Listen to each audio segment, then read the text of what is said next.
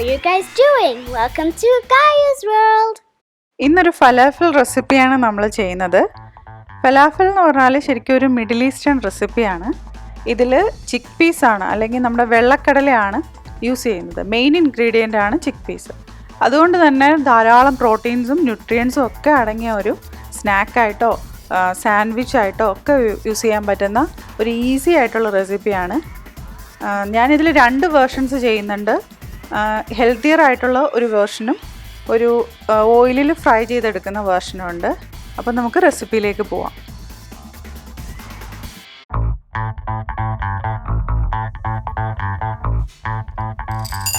ആദ്യമായിട്ട് നമുക്ക് 1 cup വെള്ളക്കടല soak ചെയ്യാൻ വയ്ക്കാം. മിനിമം ഒരു 6 മണിക്കൂറെങ്കിലും ഇത് സോക്ക് ചെയ്യണം. പക്ഷെ നന്നായി സോക്ക് ചെയ്തെടുക്കുന്നതാണ് ഏറ്റവും നല്ലത്. അതുകൊണ്ട് ഓവർനൈറ്റ് സോക്കിംഗ് ആണ് ഞാൻ പ്രിഫർ ചെയ്യുന്നത്.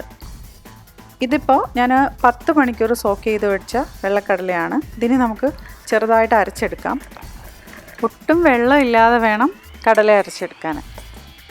കടല അരയ്ക്കുന്നതിനോടൊപ്പം നമുക്ക് ഒരു വലിയ എരിവില്ലാത്ത പച്ചമുളക്, ഒരു 5 വെളുത്തുള്ളി, ഒരു 4 ചുമന്നുള്ളി, പിന്നെ ഒരു പിടി മല്ലിയില, ഇത്ര ഇതിൻ്റെ കൂടെ അരയ്ക്കണം. പിന്നെ ഇതിനോടൊപ്പം തന്നെ ഞാൻ ഒരു 1/2 സ്പൂൺ ജീരകം, ഒരു 1/4 സ്പൂണ് മഞ്ഞൾപ്പൊടി, കുറച്ച് ഏകദേശം ഒരു 1/4 സ്പൂണ് നമ്മുടെ എരിവിനനുസരിച്ച് മാറ്റം വരുത്താം കേട്ടോ.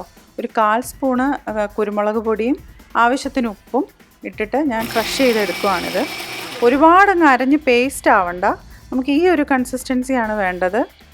കുറച്ച് തരികളും കൂടി ഉള്ള ഒരു കൺസിസ്റ്റൻസി, കാരണം നമുക്കിത് ക്രഞ്ചി ആയിട്ടിരിക്കണം. നമ്മൾ അരച്ചെടുത്തതിലേക്ക് ഇനി ഒരു 2 ടേബിൾ സ്പൂൺ കടലമാവ് ആഡ് ചെയ്ത് കൊടുക്കാം. ഇത് എല്ലാം ബാറ്ററൊന്ന് ബൈൻഡ് ചെയ്യാൻ വേണ്ടിയിട്ടുള്ള എളുപ്പത്തിനാണ് ചെയ്യുന്നത്. നമ്മളിപ്പോൾ വെള്ളം കൂടുതലായിട്ട് തോന്നുകയാണ്, നിങ്ങൾക്കത് പിടിക്കാൻ പറ്റുന്നില്ല എന്നുണ്ടെങ്കിൽ കുറച്ചും കൂടി കടലമാവ് ആഡ് ചെയ്ത് കൊടുക്കാം. പിന്നെ ഉപ്പും കൂടി ഈ സമയത്തൊന്ന് ടേസ്റ്റ് ചെയ്ത് നോക്കണം. ഉപ്പ് വേണമെങ്കിൽ കുറച്ച് ഉപ്പ് ഇപ്പോൾ ആഡ് ചെയ്ത് കൊടുക്കാം. ഇനി ഇത് കടലമാവ് ചേർത്തിട്ട് നന്നായി മിക്സ് ചെയ്തെടുക്കണം. ഞാൻ മിക്സ് ചെയ്തെടുത്തിട്ടുണ്ട്. ഇനി ഇതിനെ നമുക്ക് ബോൾസ് ആക്കി എടുക്കാം. ഈ ഒരു വലിപ്പത്തിലുള്ള ബോൾസ് ആക്കി നമുക്ക് എടുക്കണം.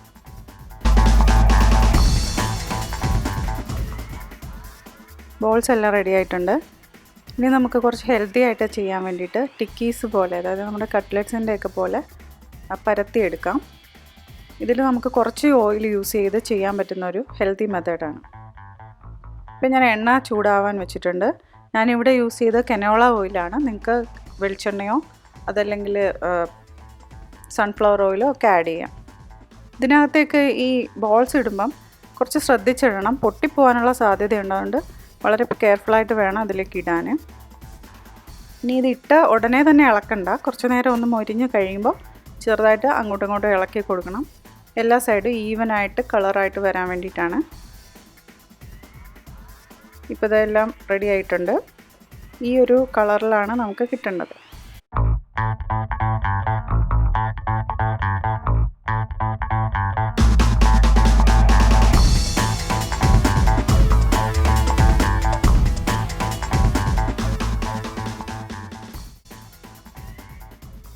നേരത്തെ നമ്മൾ ചെയ്തത് എണ്ണയിൽ ഫ്രൈ ചെയ്തെടുക്കുന്ന വേർഷനായിരുന്നു.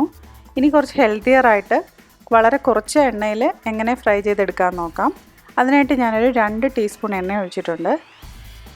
നേരത്തെ ഉണ്ടാക്കി വെച്ച ആ കട്ട്ലറ്റ് പോലത്തെ ടിക്കീസ് നമുക്കിതിൽ ആഡ് ചെയ്ത് കൊടുക്കാം. ഇത് നമ്മൾ സൂക്ഷിച്ച് വേണം ഇടാൻ, ഇതും പൊട്ടിപ്പോകാനുള്ള സാധ്യതയുണ്ട്. ഇനി അതിന് 2 സൈഡും ചെറിയ തീയിൽ മൊരിച്ചെടുക്കണം. തിരിച്ചിട്ട് കൊടുക്കാം. 2 സൈഡും ഒരേപോലെ മൊരിഞ്ഞ് കിട്ടാനാണ്.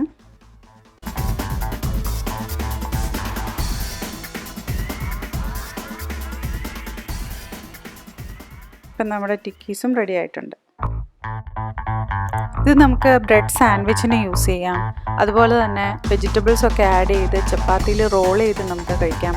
വളരെ ഹെൽത്തിയും വളരെ ടേസ്റ്റി ആയിട്ടുള്ള റെസിപ്പിയാണ്. നിങ്ങൾ ഡെഫിനറ്റ്ലി ഒന്ന് ട്രൈ ചെയ്ത് നോക്കണം. അപ്പം നെക്സ്റ്റ് റെസിപ്പി അല്ലെങ്കിൽ നെക്സ്റ്റ് വീഡിയോയിൽ വീണ്ടും കാണാം. ബൈ. എല്ലാവരും ഹാപ്പി ആയിട്ടിരിക്കുക, ഹെൽത്തി ആയിട്ടിരിക്കുക, സേഫ് ആയിട്ടിരിക്കുക.